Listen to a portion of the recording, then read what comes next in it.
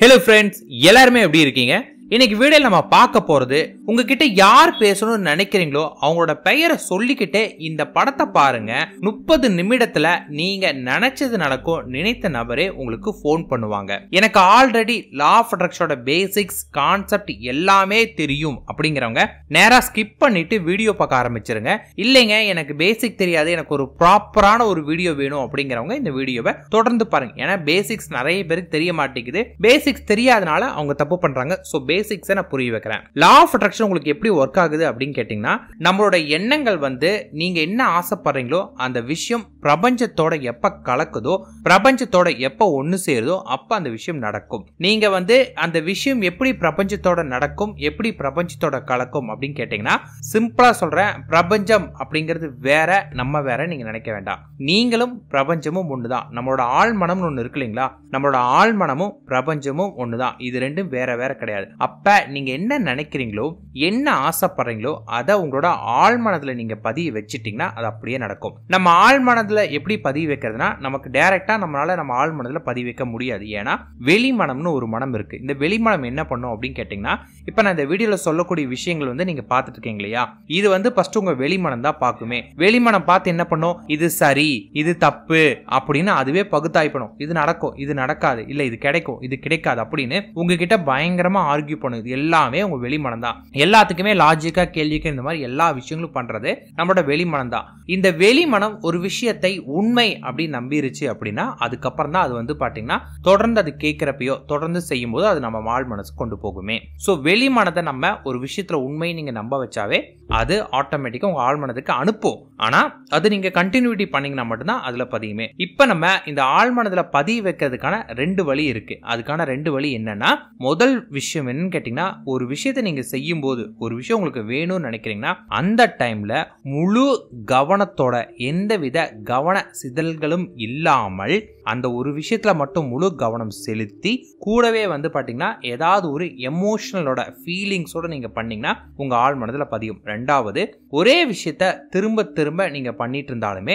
அது உங்க ஆழ் மனதுல பதியும். இந்த 2 வழிதான் இருக்கு. இந்த 2 வச்சுதான் எல்லா விதமான மெத்தட்ஸுமே இந்த 2க்குள்ள அடங்குது. இப்ப நான் சொல்லக்கூடிய விஷயம் பாத்தீங்கன்னா, ஃபாதர் ஆஃப் ஹிப்னாட்டிசம் சொல்லக்கூடிய ஆர்மன் மெகில் கண்டுபிடிச்ச ஒரு விஷயம். இதை பாத்தீங்கன்னா சுய வசியம் அல்லது செல்ஃப் ஹிப்னாட்டிசம் சொல்லுவாங்க. அதாவது நம்மளே ஹிப்னாடைஸ் பண்ணி நம்மளோட ஆசையை நிறைவேற்றிக் கொள்ளக்கூடிய ஒன்று. அதாவது உங்களுக்கு புரிய வைக்கிறேனே, ஆழ்மனதுல நம்ம ஒரு விஷயத்த பதிஞ்சா அது நடக்கும் அப்படிங்கிறதுக்காக நிறைய பேர் என்ன பண்ணுவாங்க, ஒரு சைக்காட்ரிஸ்ட் டாக்டர் கிட்ட போயோ இல்ல ஒரு ஹிப்னோதெரபிஸ்ட் கிட்ட போய் என்ன ஹிப்னாடைஸ் பண்ணுங்க அப்படின்னு சொல்லிட்டு அவங்க ஹிப்னாடைஸ் பண்ண வச்சு அவங்க ஹிப்னாட்டிசம் மூலமா பாத்தீங்கன்னா இவங்களுக்கு என்ன தேவையோ அதை அவங்களோட மனதுல பதிய வைப்பாங்க. இதுதான் நாங்க கூட பாத்தீங்கன்னா சில மியூசிக்ஸ் மூலமா நாங்க இந்த வேலை பண்ணுவோம். இதே போலதான் இப்ப நம்ம பாத்தீங்கன்னா செல்ஃப் ஹிப்னாட்டிசம் பண்ண போறோம். செல்ஃப் ஹிப்னாட்டிசம்ங்கிறது என்னன்னு கேட்டீங்கன்னா, நீங்களே உங்களைய வசியம் பண்ணி உங்களோட ஆழ் மனதுக்குள்ளார நமக்கு தேவையானதை பதிய வைக்கணும். அப்ப என்ன பண்ணுவோம், முதல்ல உங்களோட வெளிமனதை நீங்க தூங்க வச்சுட்டு உங்களோட ஆழ் மனதுல நீங்க இதை பதிய வைக்கிறீங்க. சோ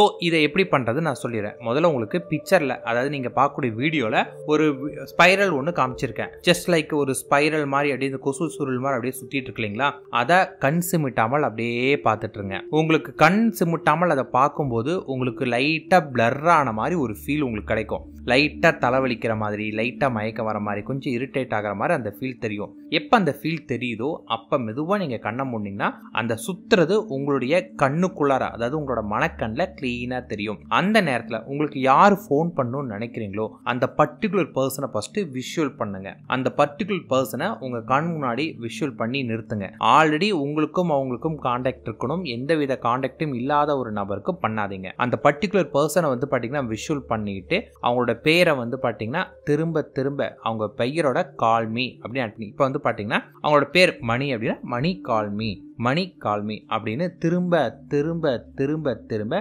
ஃபீலோட அதை நீங்க சொல்ல ஆரம்பிங்க. இதை நீங்க சொல்ல சொல்ல சொல்ல கொஞ்ச நேரத்தில் ஒரு பிளரிஷ் ஃபீலா இருக்கும். நீங்க ஏதோ உளற மாதிரில உங்களுக்கு ஃபீல் ஆகும். ஆனா இதை தொடர்ந்து பண்ணிட்டு படுத்து தூங்கிருங்க. நீங்க பண்ணது பர்ஃபெக்டா நீங்க பண்ணி இருக்கீங்க, நான் பண்ணது உணர்வு பூர்வமா நான் பண்ணங்க, இது அப்படியே அவங்கள என் மனக்கண்ணில் அப்படியே நிறுத்தி நான் பண்ணேன், அந்த ஃபீல் எனக்கு கிடைச்சிச்சு அப்படின்னு எக்ஸ்ட்ரீம் ஃபீலோட நீங்க பண்ணீங்கன்னா உங்களுக்கு அந்த அளவுக்கு ரிசல்ட் கிடைக்கும். முழு நம்பிக்கையோட பண்ணும். அதையும் சொல்லிடுறேன், நம்பிக்கை நம்பிக்கை இல்லாம ஏனாதோன்னு பண்ணீங்கன்னா ரிசல்ட் இருக்காது. எக்ஸ்ட்ரீம் ஃபீலோட அது உங்க ஆழ்மனதுல பத்திர அளவுக்கு நீங்க சொன்னீங்கன்னா உங்களுக்கு நடக்கும். சரி, எனக்கு அந்த ஃபீல் வரல அப்படின்னா ஒரு 2-3 நாள் தொடர்ந்து பண்ணுங்க, அந்த ஃபீல் வரும். அந்த ஃபீல் உங்களுக்கு என்னைக்கு வந்துச்சோ அப்பயே உங்களுக்கு மாற்றம் தெரியும். ஏன்னா இது வந்து ஹைலி பவர்ஃபுல். அந்த ஹைலி பவர்ஃபுல்லான ஒரு மெத்தட். நான் சொல்லுங்க ஆர்மன் மெக்கில்ன்ட்டு இவர் வந்து ஃபாதர் ஆஃப் ஹிப்னாட்டிசம். இவரோட மிகவும் சக்சஸ்ஃபுல் மெத்தடாவே இந்த மெத்தட் சொல்லுவாங்க. இந்த மெத்தடு அவ்வளவு ஃபேமஸான ஒன்று. ஸோ மனதை ஒருநிலைப்படுத்தி மனதுக்குள்ளார உங்களுக்கு வேணுங்கிற விஷயத்த கரெக்டா நீங்க பதிய வச்சீங்க அப்படின்னா அது நடக்கும். அதை பதிய வைக்கிறதுக்காக நம்ம பயன்படுத்தின டூல் தான் செல்ஃப் ஹிப்னாட்டிசம். இந்த செல்ஃப் ஹிப்னாட்டிசம் நான் வந்து பாத்தீங்கன்னா ஸ்பைரலை வச்சு சொல்லியிருக்கேன். இதைய வந்து அட்வான்ஸ் லெவல்னு ஒன்று இருக்கு. சில பேருக்குலாம் மைண்டு ஒரு விதமான தெளிவு இல்லாமல் இருப்பாங்க. அவங்க இந்த அட்வான்ஸ் லெவல் பண்ணலாம். எனக்கு வந்து மன ஒரு நிலையே இல்லைங்க, நான் ரொம்ப டிப்ரெஷனா இருக்கேன், நான் ரொம்ப நெகட்டிவா இருக்கிறேன் அப்படிங்கிறவங்க வந்து பாத்தீங்கன்னா இப்ப நான் சொல்லக்கூடிய விஷயத்த பண்ணுங்க. இதுக்கு நீங்க என்ன பண்ணணும் அப்படின்னு கேட்டீங்கன்னா, முதல்ல ஒரு ரூம்ல போய் படுத்துக்கோங்க. உங்களை யாரும் தொந்தரவு பண்ணாத ஒரு ரூம்ல போய் படுத்துட்டு கை காலை எந்த விதமான ஒரு அசைவும் இல்லாமல் அமைதியா கை காலை விரிச்சிட்டு உங்களுடைய உடம்ப வந்து பாத்தீங்கன்னா தளர்வா வச்சுட்டு அமைதியா படுத்துட்டே இருங்க. அதன் பிறகு உங்களுடைய கால் கட்ட விரல்ல கவனம் செலுத்துங்க. கால் கட்ட விரல்ல கொஞ்ச நேரம் கவனம் செலுத்தின பிறகு அந்த இடம் லைட்டா உறுத்துற ஃபீல் ஆகும். உறுத்தின பிறகு கால் முழுக்க, அதாவது கால் குதிங்கால் வரைக்கும் உங்களோட கவனம் செலுத்துங்க. அது உங்களுக்கு கொஞ்ச நேரத்துல அந்த இடம் மரத்து போற அளவுக்கு ஃபீல் ஆகும். அதன் பிறகு உங்களுடைய கால் முட்டி வரைக்கும் கவனம் செலுத்துங்க. உங்களோட முழு கவனம் உங்களோட கால் முட்டி வரைக்கும் தான் இருக்கணும். அந்த இடம் கவனம் செலுத்தும் போது வந்து பாத்தீங்கன்னா அந்த இடம் உறுத்துற மாதிரி இருக்கும். அடுத்தது இடுப்பு கீழே வரைக்கும் முழு கவனம் செலுத்துங்க. அப்படியே உங்களுக்கு அந்த இடம் கொஞ்சம் மரத்து போன மாதிரி இருக்கும். அடுத்தது வயிறு வரைக்கும், அதாவது நெஞ்சு கீழே இருக்கிற எல்லா உறுப்புகளுமே கவனம் செலுத்துங்க. அதன் பிறகு உங்க கழுத்து கீழே உங்க கைகள் வரைக்கும் முழு உறுப்பையுமே டோட்டலா கவனம் செலுத்துங்க.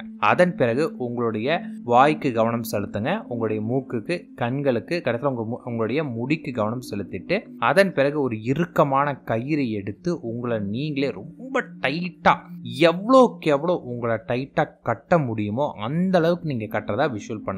ஒரு கயிறு எடுத்து நீங்களே, இந்த மம்மிலாம் சுத்தி இருப்பாங்க இல்லைங்களா, அந்த மாதிரி நீங்களே உங்களை வந்து நல்லா அப்படியே டைட்டா, பயங்கர டைட்டா, மூச்சு விட்டாத அளவுக்கு அந்த கட்டுற ஃபீல் உங்களுக்கே வலிக்கிற மாதிரி பயங்கர டைட்டா, கூட யாராவது 2 பேர் வந்து எக்ஸ்ட்ரா சப்போர்ட் பண்ணி கட்டினாலும் ஓகே தான். உங்க உடல் முழுக்க நல்லா டைட்டா கட்டி உங்களால உடம்ப அசைக்க முடியாதெல்லாம் கட்டி வைக்கிறதா நீங்க கற்பனை பண்ணுங்க. நீங்க கற்பனை பண்ண பிறகு உங்களை யாரோ கட்டி போட்டாங்க அப்படிங்கிற அந்த ஃபீலுக்கு நீங்க உங்களை கொண்டு வாங்க.